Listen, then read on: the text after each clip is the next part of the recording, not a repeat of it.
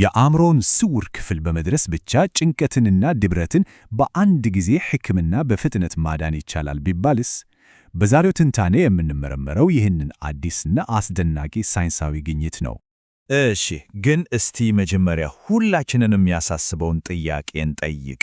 ብዙ የሕክምና አማራጮችን ከሞከሩ በኋላም እንኳን ሰዎች ለምን በጭንቀትና በድብረት አዙሪት ውስጥ ተተብትበው ይቀራሉ? መልሱ ብዙንም ጊዜ ያለው የት መሰላችሁ? ከንቁ አስተሳሰባችን ስር በተደበቀው ክፍል ነው። ይኸውም ስውር አእምሮአችን ውስጥ። ይሄ ጥልቅ እምነቶቻችንና ስሜታዊ ምላሾቻችን የተቀረጹበት ቦታ ነው። እንግዲያው በዛሬው ትንታኔያችን መጀመሪያ ስውር አእምሮን ሚና እንመለከታለን። ከዛ ቢሊፍ ኮዲንግ ስለተባለው አዲስ ሕክምና እናወራለን። እንዴት እንደሚሰራና ውጤታማነቱን ያረጋገጠውን ሳይንሳዊ ጥናትም እንመረምራለን። እሺ፣ እንግዲያው በቀጥታ ወደ መጀመሪያው ክፍላችን እንገባ። ለምንስ ነው አሁን ያሉ የአእምሮ ጤና ሕክምናዎች ብዙ ጊዜ ውስን የሚሆኑት? እስቲ ከዚሁ እንጀምር። ይሄ ንጽጽር በጣም ወሳኝ ነጥብ ያስረዳል። እስቲ ያስቡት፣ ባህላዊ ሕክምናዎች በዋናነት የሚያተኩሩት ላዩን በምናወቃቸው ሐሳቦችና ባህሪያት ላይ ነው። ነገር ግን የስቃያችን እውነተኛ ምንጭ ብዙ ጊዜ ያለው ከስር በማናቀው የስውር አእምሮ ውስጥ የተቀመጡ እምነቶች ላይ ነው። በቃ አንዱ ላዩን ምልክቶችን ሲያክም፣ ሌላኛው ደግሞ የችግሩን ስር መሰረት ነው የሚነቅለው። ታዲያ ይህንን በንቁ እና በስውር አእምሮ መካከል ያለውን ትልቅ ክፍተት የሚሞላው አዲስ መፍትሄ ምንድን ነው? እስቲ እንየው። ይኸውም ቢሊፍ ኮዲንግ ይባላል። ምን ማለት ነው?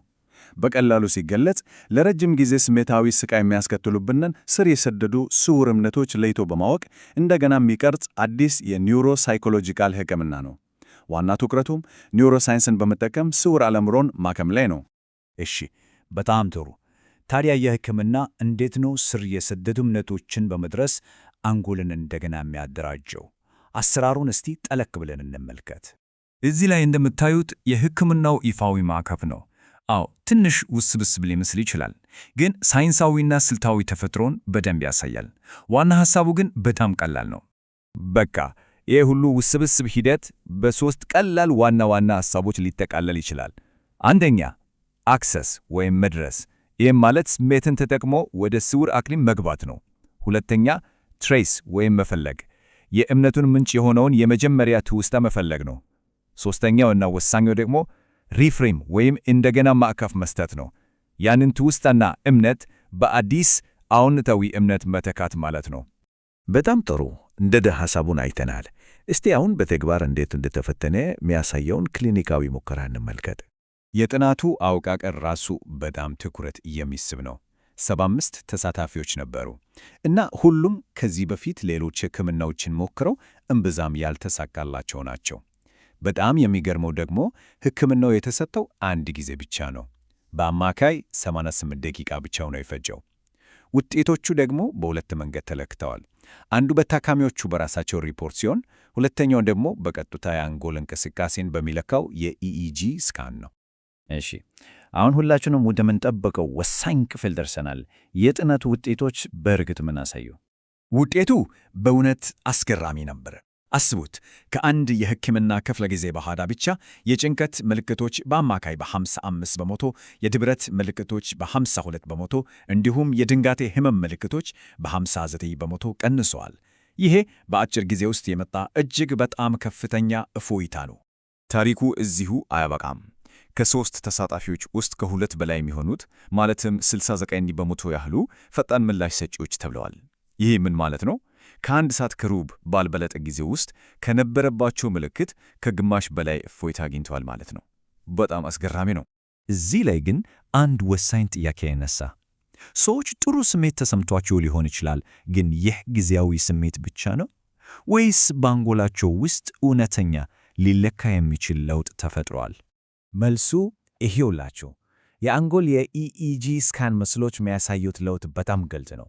በግራ በኩል ያለው የተበታተነ ግንኙነት ከሕክምናው በኋላ በቀኝ በኩል እንደምንመለከተው ወደ ተቀናጀ እና የተሳሰረ የአንጎል ግንኙነት ተቀይሯል።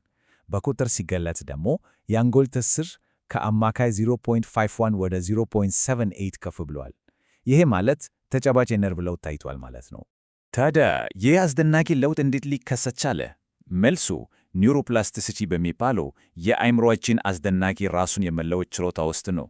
ይህ የኢኢጂ መረጃ እንደሚያሳየው ቴታ ጋማ ጥምረት የሚባለው የአንጎል ሞገድ በሕክምናው ወሳኝ ምዕራፍ ላይ ጣራ ነክቷል። ይህ ማለት በቀላሉ አንጎል በንቃት አዳዲስ ግንኙነቶችን እየፈጠረና ራሱን እንደገና እየደራጀ ነበር ማለት ነው። ይህ ከጥናቱ የተወሰደ ጥቅስ ደግሞ ሁሉንም ነገር ያጠቃልላሉ። ምን ይላል? በአንጎል ትስስር መሻሻል እና በታካሚዎች ማገገም መካከል በጣም ጠንካራ የሆነ ግንኙነት መኖሩን ይገልጻል። በሌላ አነጋገር በአንጎል ላይ የታየው ተጨባጭ ለውጥ ለፈውሱ ከፍተኛ ምክንያት ነው ማለት ነው። እንግዲያው በመጨረሻም እነዚህ ሁሉ ግኝቶች ለአእምሮ ጤና ሕክምና ምን ትርጉም አላቸው? እስቲ የመጨረሻውን ክፍላችንን እንመልከት።